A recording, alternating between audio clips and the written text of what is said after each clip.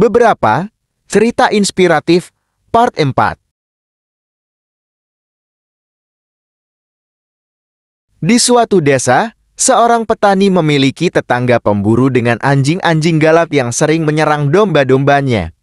Meski sudah diperingatkan, pemburu tak peduli. Ketika domba-domba petani terluka parah, ia berkonsultasi ke hakim. Hakim berkata, "Saya bisa menghukum pemburu. Tapi Anda akan kehilangan teman dan mendapatkan musuh. Mana yang kau inginkan?" Petani memilih teman. Hakim memberi solusi agar petani memberikan 3 domba terbaiknya kepada anak-anak pemburu. Pemburu terharu mengurung anjing-anjingnya. Sejak itu, anjing-anjing tak lagi mengganggu domba petani.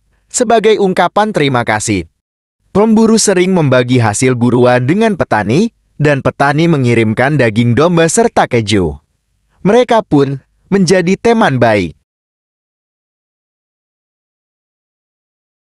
Seorang lelaki tua berjalan di tepi sungai dan melihat seorang anak kecil menangis sambil berwudu.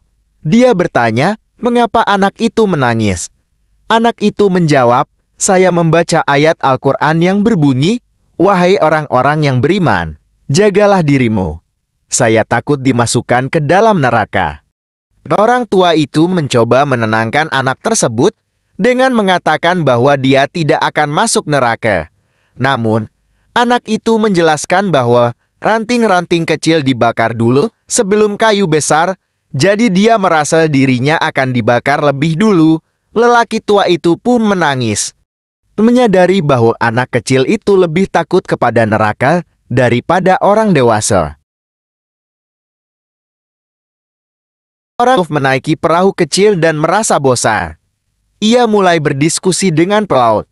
Bertanya apakah si pelaut mengerti filosofi dan matematika.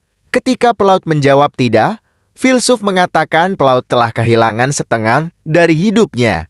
Tiba-tiba, ombak besar datang dan membuat perahu hampir tenggelam. Filsuf panik dan meminta tolong. Pelaut kemudian bertanya, "Apakah Anda bisa berenang?" Filsuf menjawab tidak, dan pelaut menertawakannya, berkata, "Jika Anda tidak bisa berenang, berarti Anda akan kehilangan seluruh hidup Anda." Pelajaran, pengetahuan praktis seringkali lebih penting dalam situasi darurat.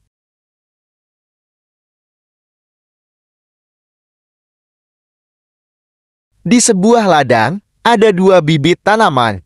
Bibit pertama berkata, "Aku ingin tumbuh besar, menjejakkan akar dalam, dan menjulangkan tunas-tunasku untuk merasakan matahari dan embun pagi." Bibit ini pun tumbuh makin tinggi. Bibit kedua, ketakutan, berkata, "Aku takut menanamkan akar ke tanah yang gelap dan tunasku bisa terkoyak atau dimakan siput. Lebih baik aku menunggu sampai amat." Bibit kedua terus menunda dan tak tumbuh. Beberapa pekan kemudian, seekor ayam datang, mengais tanah, dan memakan bibit yang kedua. Pelajaran, ketakutan untuk bertindak bisa berakhir lebih buruk daripada risiko yang dihadapi saat bertumbuh.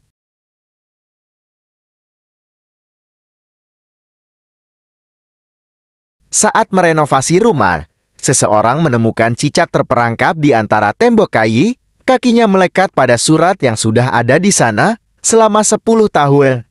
Ia merasa heran, bagaimana cicak itu bisa bertahan hidup selama ini tanpa bergerak.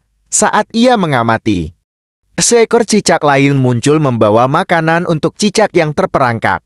Orang tersebut terharu, menyadari bahwa selama 10 tahun cicak itu dirawat oleh cicak lainnya. Kisah ini menggambarkan kesetiaan dan kepedulian, mengajarkan bahwa cinta dan perhatian dapat membuat seseorang bertahan meski dalam situasi sulit.